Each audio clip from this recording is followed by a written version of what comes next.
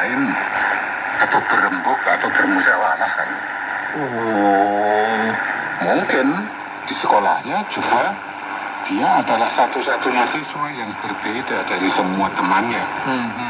Dari sisi ras atau warna kulit, suku bangsa, agama atau yang lain. sehingga dia di sekolah merasa terkucil dari teman-temannya begitu.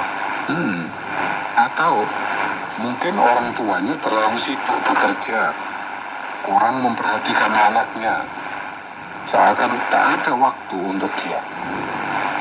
Sehingga dia kurang pendidikan mental dan pengasuhan jiwa dari orang tuanya. Bayangkan betapa sulitnya orang-orang yang berlatar belakang seperti itu ketika di masa dewasanya harus berhubungan dengan orang lain. Iya, betul sekali mas. Wah, kayak aku dulu. Tapi sekarang Teh Joko sudah berubah banyak sekali loh. Oh ya, begitu kan mas? Iya. Kalau seperti itu tadi, siapa yang bisa disalahkan? Tidak ada yang boleh disalahkan sih mas. Terus bagaimana dong? Ya jangan menyalahkan dia kalau begitu. Jangan memandang dia sebagai orang salah, tetapi pandanglah sebagai orang yang punya masalah. Iya, sebab jika kita memandang dia bersalah, kita akan menghukum dia. Tapi jika dipandang sebagai yang bermasalah, maka harusnya kita menolong dia. Tepat sekali, Dek. Jangan merendahkan dia karena sikapnya yang keras kepala. Mintalah pendapatnya. Kalau pendapatnya ternyata keliru dan kinerjanya juga kurang baik, lalu bagaimana mas? Jangan langsung menentang atau menyalahkan pendapatnya. Hargailah pendapatnya walaupun tidak tepat atau salah. Ujilah sedikit kinerjanya lebih dulu, walaupun kurang bagus, di bawah standar atau di bawah target. Apa itu tidak membuat dia menjadi besar kepala mas? Dan pasti dia akan tetap jadi orang yang sulit. Kemudian tunjukkan pendapat yang lebih tepat. Belokkan pikiran atau pendapatnya kepada yang benar. Oh gitu, oke. Orang seperti itu perlu diajak melakukan kegiatan bersama. Dia perlu didampingi tanpa banyak bicara. Kepadanya perlu ditunjukkan contoh kerja yang benar dan efisien. Oke.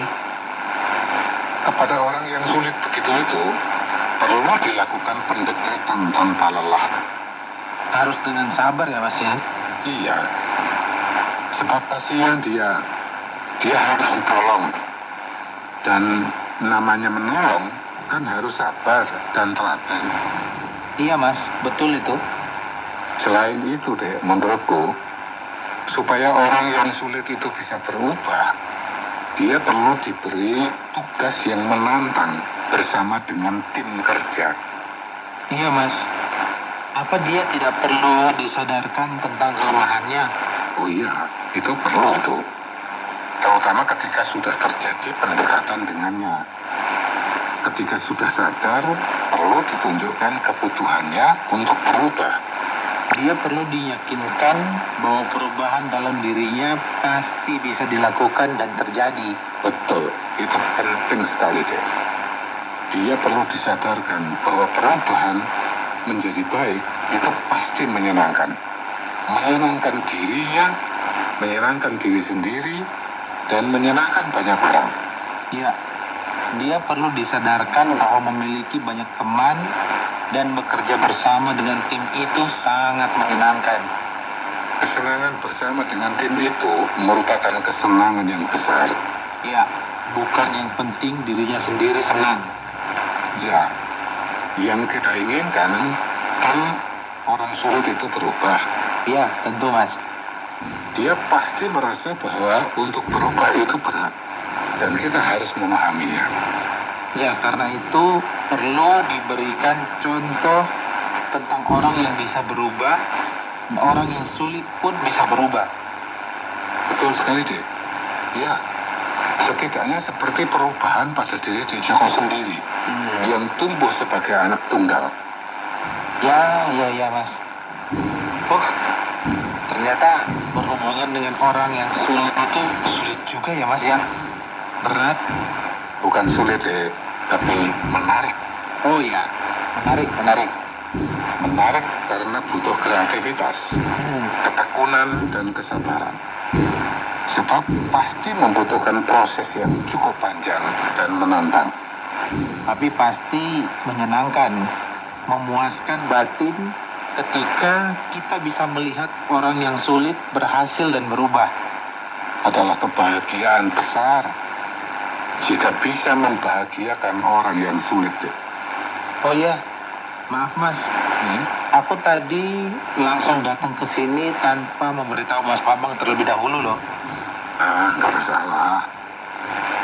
Aku bukan orang yang sulit kok. Itu menurutku sendiri loh. Ya jelas lah Mas kalau itu. Mas Bambang ini adalah seorang pria pemberani, bukan orang yang sulit.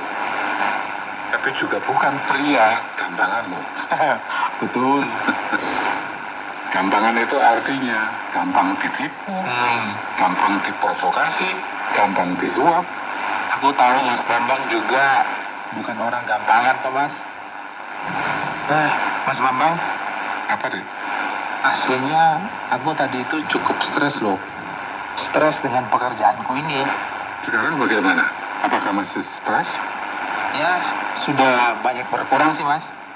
Berarti belum lega sepenuhnya dong. Kalau boleh jujur, belum sih Mas. Sebab perihal stresnya itu sendiri belum dibahas. Yang kita bahas ini tadi kan salah satu penyebab stresnya. Oh iya.